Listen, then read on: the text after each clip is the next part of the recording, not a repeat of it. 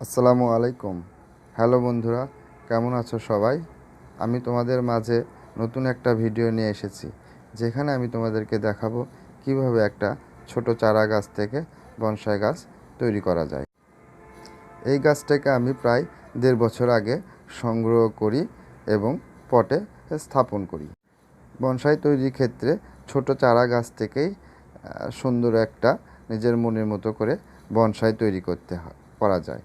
সেক্ষেত্রে অবশ্যই তোমাদের একটা সুন্দর এবং উপযুক্ত চারা গাছ নির্বাচন করতে হবে। বনসাইয়ের ক্ষেত্রে ছোট চারা গাছ নির্বাচন করা অত্যন্ত গুরুত্বপূর্ণ।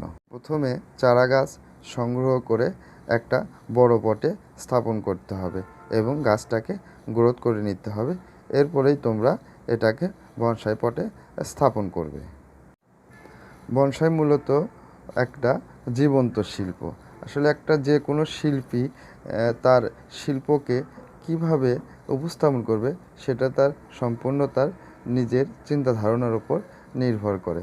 এক্ষেত্রে বনসাই গাছগুলো আসলে একটা জীবন্ত শিল্প এবং সেক্ষেত্রে তোমার ইচ্ছা স্বাধীনতায় এর প্রাধান্য পায়।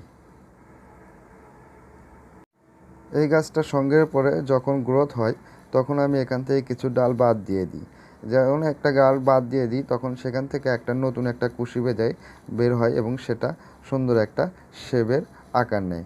সেটাকে আমি রেখে দিই এবং গ্রোথ করে নিই। এক্ষেত্রে দেখতে পারতেছো আমি প্রায় গাছের সকল পাতায় ডিফ্লোরেশন করে দিয়েছি।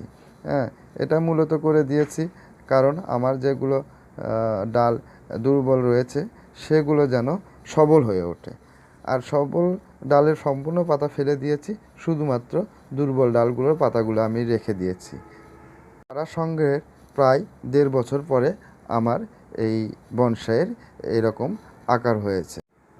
সাধারণত বনসাইয়ের ডাল প্রুনিং এবং ওয়্যারিং করার ক্ষেত্রে ডালটাকে একটু পরিপক্ক হতে হবে, তারপরেই তুমি এটাকে প্রুনিং করতে পারো এবং ওয়্যারিং করতে পারো। তবে বন্ধুরা, পরবর্তীতে আমি এই বনসাই সম্পর্কে আরও আপডেট দিব। সেক্ষেত্রে তোমরা অবশ্যই আমার চ্যানেলটাকে সাবস্ক্রাইব করে দিবে এবং পরবর্তী ভিডিও আমি আপলোড করার সঙ্গে সঙ্গে যাতে তোমরা পেয়ে যাও, সেক্ষেত্রে বেল আইকন এবং নোটিফিকেশনটা চালু করে দিবে।